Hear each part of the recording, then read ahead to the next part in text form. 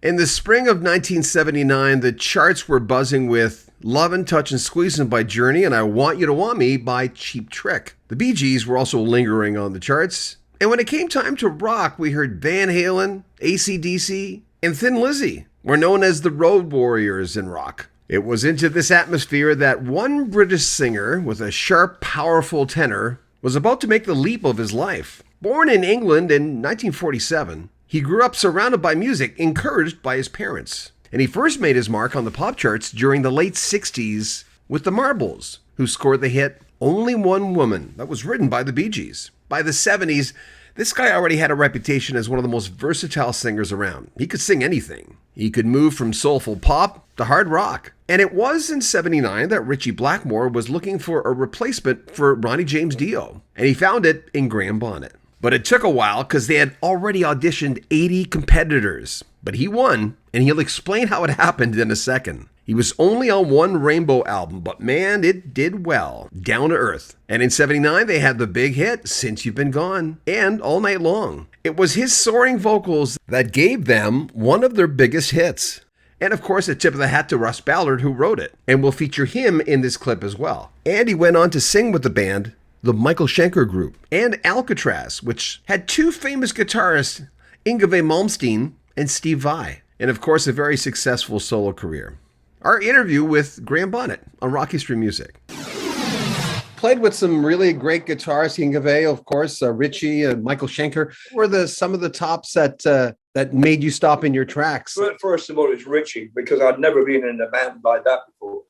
When I was given the chance to have an audition with Rainbow, and when I walked in to do my audition piece, they were playing. I was just saying, God, I never heard such power and such. The music was just incredible.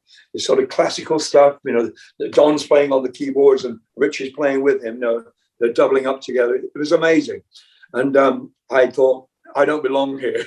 This is not what I do. I sing pop songs and R&B songs and blues and whatever. But I learned eventually. I had an audition piece, which is a song called Mistreated, which I think was a Deep Purple song. And so that was my audition piece. And they gave me the job. After singing it once through, they said, do you want to do this? And I wasn't sure. I really wasn't sure, because I felt uncomfortable because I didn't look the way most people did, in rock bands, heavy rock bands, and Don always said to me, well, sing it again, but this time sing it on the microphone. Because I was singing, I didn't sing on the microphone because I thought I might cock up. I might fuck it up, And they said, after I sung it, they said, we can hear you, even though everything was loud, they could hear me, even though I was on the microphone. So that gave me a little hint like, yeah, my voice is pretty strong, isn't it? And so John says, sing on microphone this time. So I did. And then some of the crew that were in this, were staying at a chateau. Some of the crew came out and they stood on the balcony up above the rehearsal space, and their girlfriends. And they're all looking down, smiling, like big smiles on their face, because they'd auditioned like tons of singers, like 80, I believe, 80 singers. And none of them were right. But this, when I looked up and saw these smiling faces, this gave me confidence that I probably should do this. And then Don said to me again, let's do it one more time. One more. So the third time through, everyone was like clapping, and it was like we're doing a freaking show. And anyway, I still didn't think I was right. I didn't look right. I didn't think I sounded right. I wasn't like Ronnie Dio at all. I sound completely different. I look completely different. And I went back to London and said to my manager, I don't think I fit in this band at all. It just doesn't feel right. I don't look like they do, with their bracelets and blah, blah, blah. Yeah. And so he said, well, Graham, this will be a great opportunity, a great career change move, Of course it was, especially for him. My manager did pretty well out of Rainbow, I can tell you. I didn't, but he did. So that pisses me off now when I look back. But, he built an extension on his house and all kinds of shit like that, where I was living in an apartment in London, until I moved to Los Angeles. But it was a good move. And I'm glad I did that. I made that choice. But at first I was very nervous because I didn't feel like I was part of that that sort of, that look and that kind of music. That I just thought, yeah, I never listened to I wasn't a Deep Purple fan, at all. I just liked the Beatles and the Rolling Stones and the Kinks and all that sort of music, and the Beach Boys, etc., etc., and Billy Joel. And I never listened to Deep Purple because you didn't hear them on the radio very much in England. Well, since you've been gone, you redid that. I got on the stage with Rainbow at the O2 in London. Richie said to me, "Why don't you come on and do, come on and do something, And I said at the sound check, I said, "Since you've been gone, you want me to do Since You've Been Gone?" He said, yeah. I said, "So what's the arrangement, And he said, "Well, we only do it from the middle section, from the instrumental. Da da da da da da da da da da. Only do it from there, And I said, "Okay." And then the last chorus is, yeah. I said, "So I'm going to be on the stage for what, 1 minute 45?" He went, "Yeah." So I went on there, and the only one I didn't speak to in the band was Ronnie Romero. I didn't have a chat with Ronnie, but and then Ronnie wrote to me and said, "Can you write me a tune?" Because we've got this now we have this kind of we're affiliated, together, obviously. So I said, "Yeah," and I've sent him a song, and he said the other day, I heard him say on the stage, I was on the stage with him doing Since You've Been Gone, actually, doing the harmony underneath him, And he said, "I'm going to be doing one of Russ's songs on my next album." So that'll be nice. But I hadn't met Ronnie then, but I had met him. But I did write that for him. Well, what else can you tell me about Since You've Been Gone? The song that took an hour. That took an hour, probably. Is that regular for you? In my life, the quickest songs have been the most successful. New York Groove took 2 hours to write the lyrics and everything in the studio with the band and teach the band what the song was.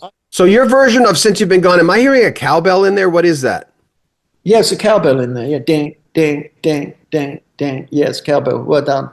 Well done, yeah. I talked to the Blue Oyster Cult guys quite a few times, and somehow the cowbell always comes up. It does work. It does work, doesn't it? It does work. If you're doing something, it's got a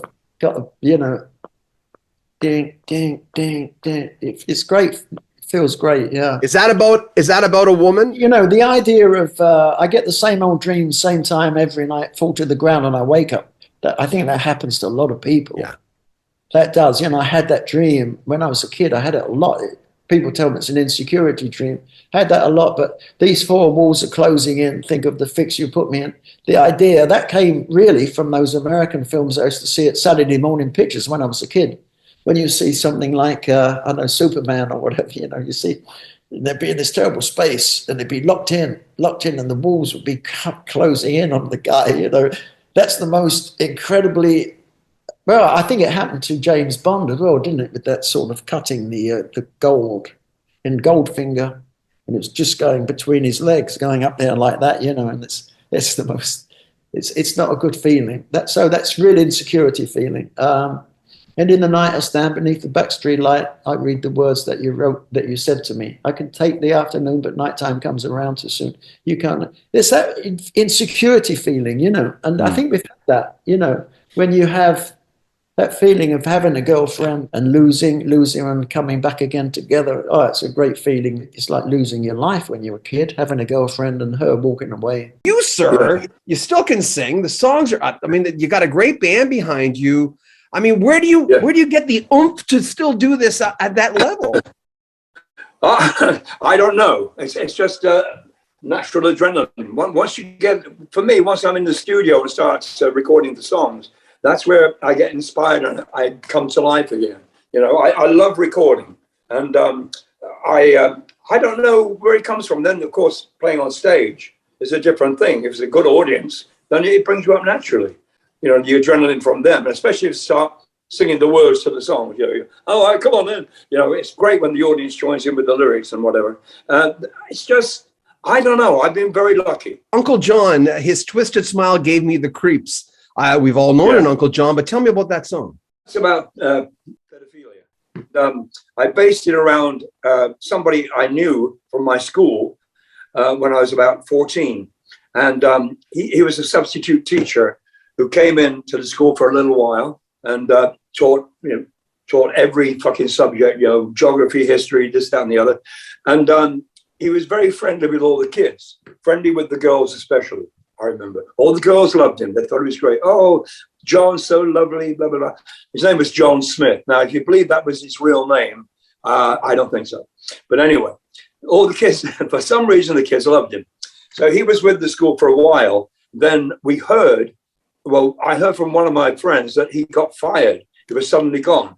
And I didn't know why, and left it at that. Then a little while later, a few months later, I was reading a paper, like the News of the World or something, and in there was a photograph of this guy who had been arrested for pedophilia. And it was him. It was our teacher, the substitute teacher. And so Uncle John, it sort of comes from that. Have you ever met Uncle John? Because the guys that prey on young kids, they sort of say to them, "But I'm your friend, I'm like your cousin. You can call me Uncle John. You got Uncle Dave, to bring them in. And I'll take you for some ice cream this afternoon if you like." That's how they pick up. Well, you know the stories. I've heard the stories. I didn't experience it myself, but that's sort of what the song is about. The idea came from the guy that worked for us at school, and also what I heard about pedophilia. So Uncle John is the nice little name that he wanted to be called. Have you met Uncle John? That's what the kids lovingly called him.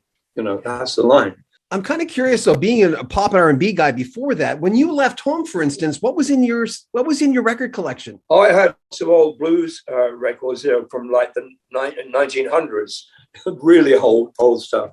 The Beach Boys, everything the Beatles did, of course, which was my thing. And everything the Beach Boys did, actually, should say as well.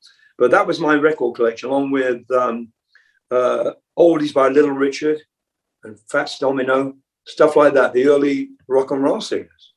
And what else? Do you still listen to that stuff now? That's about it. Sort of. Pardon? Do you still listen to that stuff now?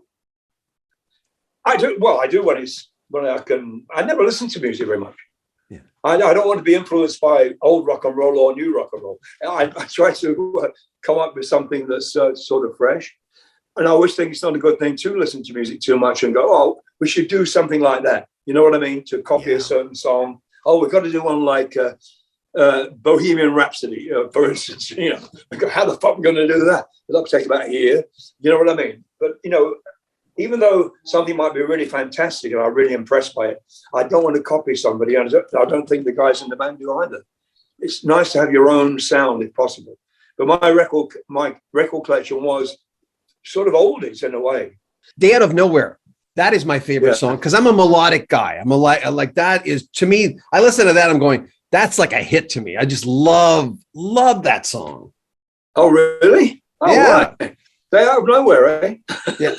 Yeah, well, we never picked that as being a single. We thought it was okay, but we weren't quite sure it should be released as the first single or the second single. That was a song I made up about an experience we had in Russia. We were driving through the countryside on the way to the city. I'm thinking it's probably, St. Petersburg. I always say that because I think it was. And we're driving through this one area, and I was looking out the window of the van we were in, and I noticed there were no birds in the sky. And I thought, that's weird. Where'd all the birds go? And I looked into the crops, the crop fields and the fields as we drove by them. There were no horses or no cows. I thought, well, where are all the animals? This is farmland. Where's all the animals? What's happened? And there was, of all things, there was no roadkill, which I noticed before we got to this particular area. There were lots of, rabbits had been run over, whatever, that kind of thing.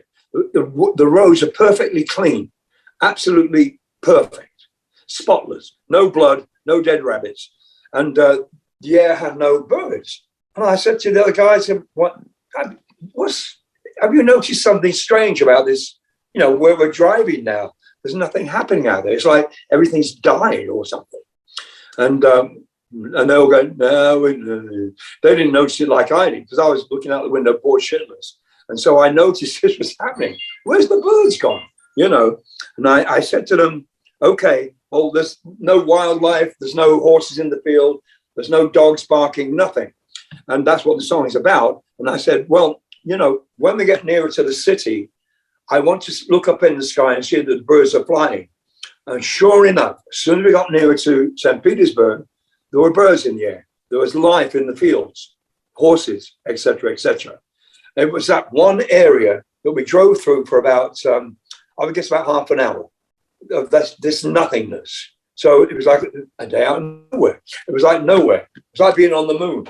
And I think what happens is something with the farmers. They used gas or electricity or something to keep away, birds from killing the crops or eating the crops, whatever, and all other animals, foxes, etc.